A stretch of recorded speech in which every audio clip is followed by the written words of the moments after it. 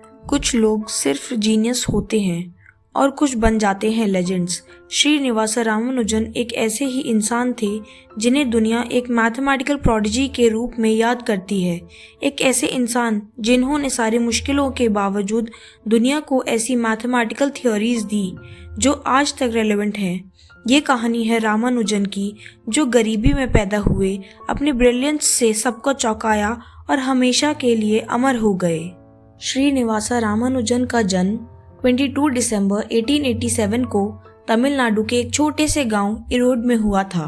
उनके पिता के श्रीनिवास अयंगार एक क्लर्क थे और मां कोमलटम्मल एक होममेकर थी जो उनकी स्पिरिचुअल साइड को बहुत इन्फ्लुएंस करती थी। उनका परिवार अमीर नहीं था, लेकिन रामानुजन को छोटी उम्र से ही मैथमेटिक्स का बहुत शौक था। सिर्फ 10 साल की उम्र तक रामानुजन ने एडवांस ट्रिग्नोमेट्री सीख ली थी और अपने आप से नए रिजल्ट्स डिराइव करना शुरू कर दिया था। मैथमेटिक्स में ब्रिलियंट होने के बावजूद उन्हें दूसरे सब्जेक्ट्स में स्ट्रगल होता था, जिसके कारण उनकी फॉर्मल एजुकेशन में बहुत प्रॉब्लम्स आई थी।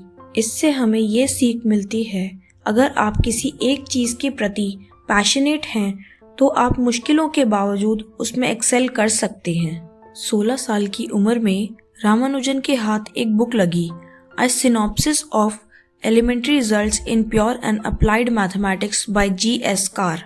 इस बुक में हजारों थ्योरम्स थी जिनके प्रूफ्स नहीं दिए गए थे। रामानुजन ने सिर्फ इन थ्योरम्स को समझा नहीं बल्कि अपने नए रिजल्ट्स भी डेवलप किए, लेकिन उनका मैथमेटिक्स का ऑब्सेशन इतना ज़्यादा था कि दूसरे सब्जेक्ट्स में वो फेल होने लगे, जिसकी वजह से उन्हें डिग्री नहीं मिल पाई और उनका करियर अनसर्टेन हो गया। बहुत सारे इंस्टीट्यूशंस से रिजेक्शन मिलने के बावजूद उन्होंने अपने थ्योरीज पर काम करना नहीं छोड़ा। इससे हमें यह सीख मिलती है, अगर आप अपने पैशन के प्रति कमिटेड हैं तो फेलियर सिर्फ एक स्टेप है सक्सेस की तरफ। 1911 में रामानुजन का एक पेपर बर्नौली नंबर्स पर journal of the Indian mathematical society में पब्लिश हुआ। ये उनके मैथमेटिकल करियर की शुरुआत थी। कुछ फ्रेंड्स की मदद से उन्हें मद्रास पोर्ट ट्रस्ट में एक क्लरिकल जॉब मिल, जहां उनके टैलेंट को रामास्वामी अय्यर जैसे मैथमेटिशियन ने नोटिस किया। 1913 में रामानुजन ने एक लेटर लिखा famous British mathematician G.H. Hardy को, जिसमें उन्होंने अपनी डिस्कवरीज बताई। हार्डी पहले स्केप्टिकल थे, लेकिन जल्दी ही उन्होंने समझा कि रामानुजन एक रेयर जीनियस हैं। हार्डी ने उन्हें कैम्ब्रिज यूनिवर्सिटी बुलाया। इससे हमें यह सीख मिलती है, टैलेंट जब अपॉर्चुनिटी से मिलता है तभी बड़े काम होते हैं। 1914 में रामानुजन इंग्लैंड पहुंच गए। कल्चरल डिफरेंसेस और होम सिकनेस के बावजूद उन्होंने हार्डी के साथ मिलकर नंबर थ्योरी, कंटिन्यूड फ्रैक्शंस और इनफाइनाइट सीरीज पर काम किया। 1918 में उन्हें रॉयल सोसाइटी का फेलो बनाया गया, जो एक बड़ी अचीवमेंट थी। लेकिन इंग्लैंड का हार्श क्लाइमेट और सही न्यूट्रिशन की कमी की वजह से उनकी हेल्थ खराब होने लगी।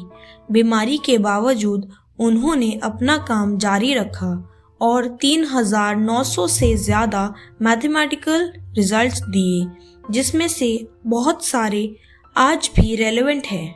इससे हमें यह सीख मिलती है, सैक्रिफाइसेस के बिना ग्रेटनेस नहीं मिलती, लेकिन एक सही लेगेसी हमेशा रहती है। 1919 में रामानुजन इंडिया वापस आए, लेकिन तब तक वो बहुत ज़्यादा बीमार हो चुके थे। अपनी हेल्थ के बावजूद वो मैथ्स पर काम करते रहे। 26 अप्रैल 1920 को सिर्फ 32 साल की उम्र में दुनिया ने एक मैथमेटिकल जीनियस को खो दिया। रामानुजन की लाइफ छोटी थी, लेकिन उनका काम इतना बड़ा था कि वो आज भी दुनिया के मैथमेटिशियंस को इंस्पायर करता है। इससे हमें यह सीख मिलती है, एक शॉर्ट लाइफ जो अच्छे काम में लगी हो वो कभी वेस्ट नहीं होती। श्रीनिवास रामानुजन की कहानी सिर्फ एक मैथमेटिशियन की कहानी नहीं है, बल्कि एक ऐसे इंसान की कहानी है जो लिमिटेड रिसोर्सेज और हर मुश्किल के बावजूद अपने पैशन को फॉलो करते रहे। उन्होंने दुनिया को यह सिखाया कि अगर आपका सपना सच्चा है तो कभी भी हार नहीं माननी चाहिए। आज भी उनका काम इंस्पायर करता है और उनका नाम हमेशा अमर रहेगा। अगर आपको ये कहानी इंस्पायरिंग लगी हो और आप ऐसे ही और लोगों की कहानी सुनना चाहते हैं तो चैनल को सब्सक्राइब ज़रूर करें और मिलते हैं अगली वीडियो में एक और इंस्पायरिंग स्टोरी के साथ। सक्सेस मंत्रा साइनिंग ऑफ।